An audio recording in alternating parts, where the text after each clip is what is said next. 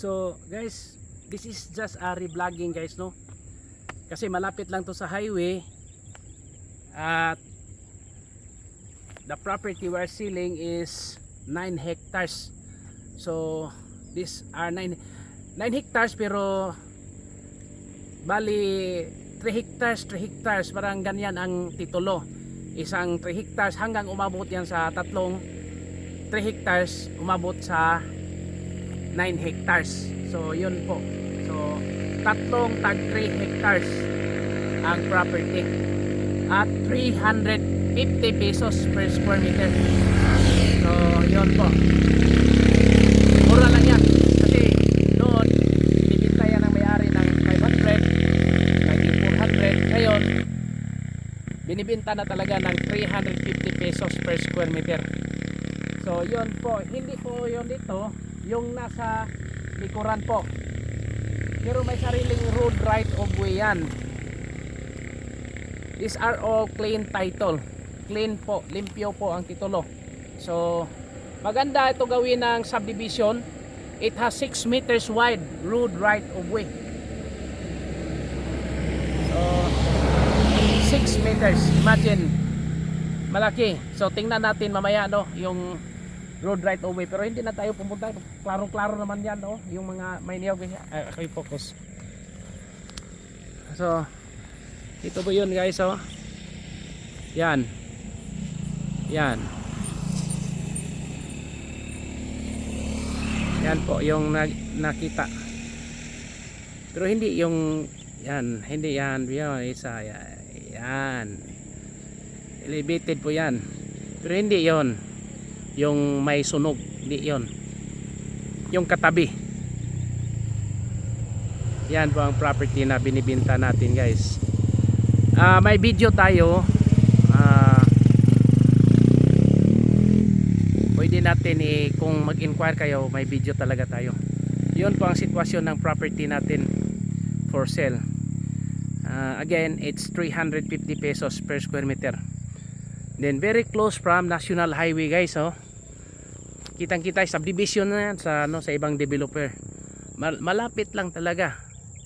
Very close. So again, this is located in Barangay La Paz, Bogo City. Katulad ng dong sa Richwood Homes, Barangay La Paz din yon. Ito po Barangay La Paz din. So meaning, kung gusto nating magawa ng subdivision, so qualified siya, no? Qualified. So it's in Barangay La Paz, Bogo City, Cebu. So a northern part of Cebu province. So pwede rin gawin nating farm, pero ang gusto ni may-ari yung 9 hectares talaga, kasi yon ang share nila. Yon, tatlong tag 3 hectares at 350 pesos per square meter. Kung mag-negotiate tayo, mag-final na lang tayo siguro, no, after site inspection. Maganda ang lupa, ganito yung lupa, maganda. These are all sugarcane farm, so mga katubuhan. So magandang i-convert yan ng mga niyugan or coconut. Maganda yan. So puntahan natin ang ano, ang road right, makita natin. Okay, let's continue. So pumunta na tayo sa ano, ito na po yung daanan, the 6 meters road right of way guys. See?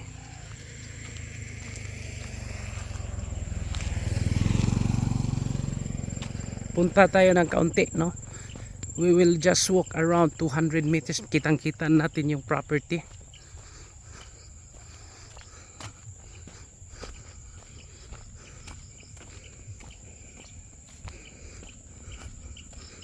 Kung mataas yung ano mo, sasakyan, pick up, maganda to guys.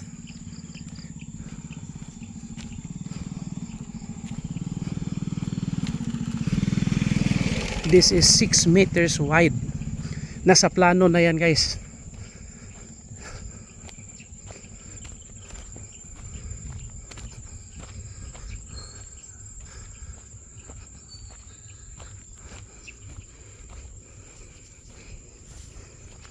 Kanina doon tayo, no?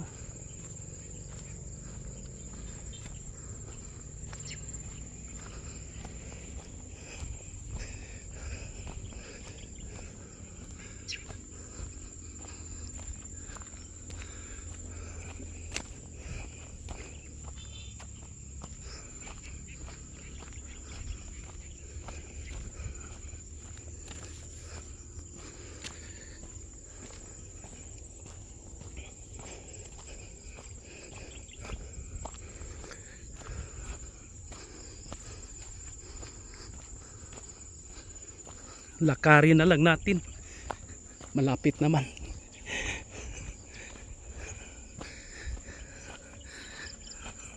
Hanggang sa property. Yan po.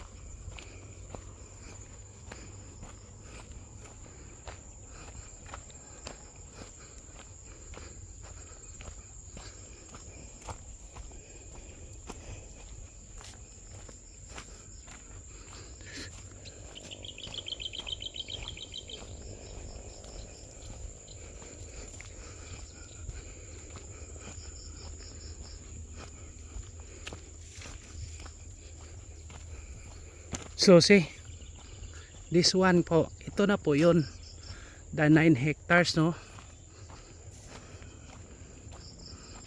Hanggang doon sa may bahay, makita natin, no? Ito lahat, guys. This is 9 hectares. Bandang doon pa yun. 9 hectares.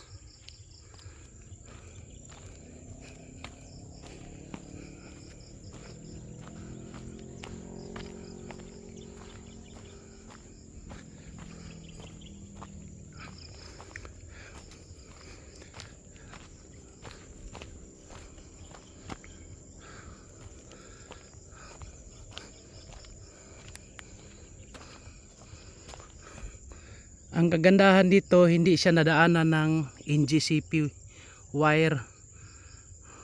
So this is really very nice.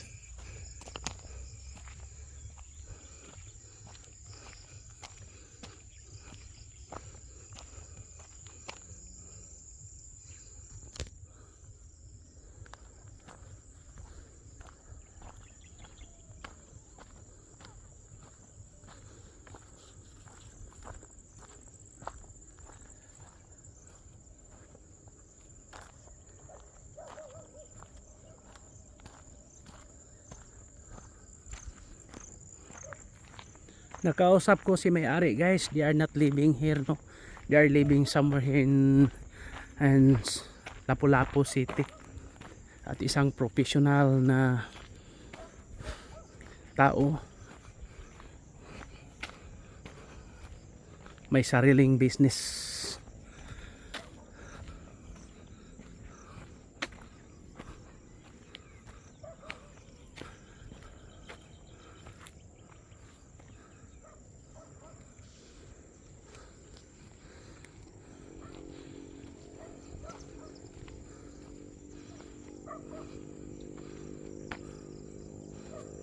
Okay, balik na tayo.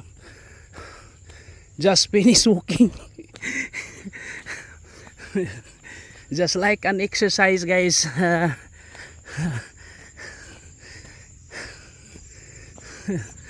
Sabi nila maganda talaga pag gusto mo kahit malayo, lalakarin talaga. Hindi naman masyado malayo, ano lang, just only I think it's 200 meters away. Lapit lang. Okay, laban lang, laban. Hello. Okay, let's continue, no? We go back to the highway.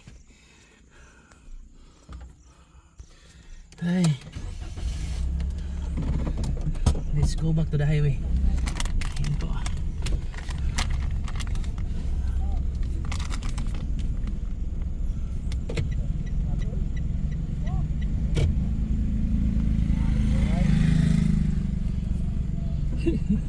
Sa mga tawhana musunod man.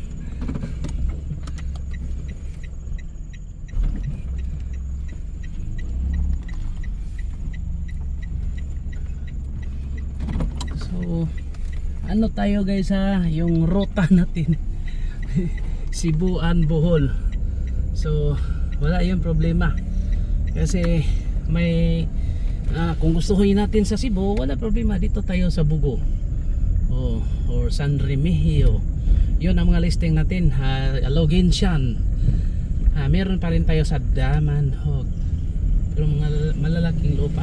Sa Loginsan may kayang-kaya dyan, maganda. So yan po.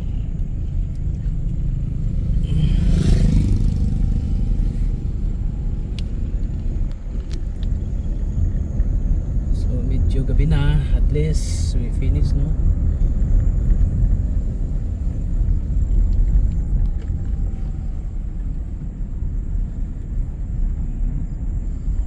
Doon po, oh.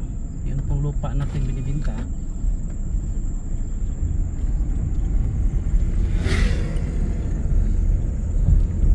Pababa lang tayo ng kaunti, na highway na.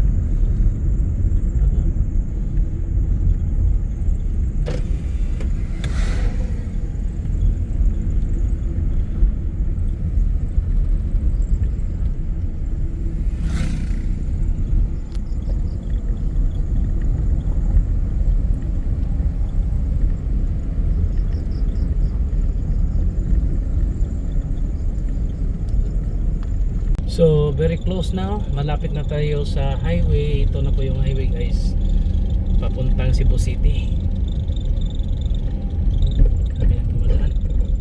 So yun po, malapit lang. Nasa mga ano lang po yung property natin, mga 700 meters away from National Highway. 500 to 700 meters. Let's say 1 kilometer para hindi tayo sabihin nilang parang hindi yan tama. So ito, mga let's say 500 to 1 km or 800 talaga. So for inquiries, just contact me and please subscribe our YouTube channel. Please subscribe. Yung hindi pa nakapag-subscribe, kung pwede mag-subscribe kayo kung gusto kayong kumuha ng mga properties Bohol and Cebu. So halos lahat tayo, subdivision, condominium, pwede tayo. So yan po. Again, this is Mr. Ninyo Humawas Catursa. Yan. Sama ko talaga yan kasi middle name ko is Humawas. Yung iba magsabi Mr. Humawas. So I will say Ninyo Humawas Catursa, your licensed real estate broker with PRC license 0015450. And happy viewing. God bless to all. Happy Sunday. Bye.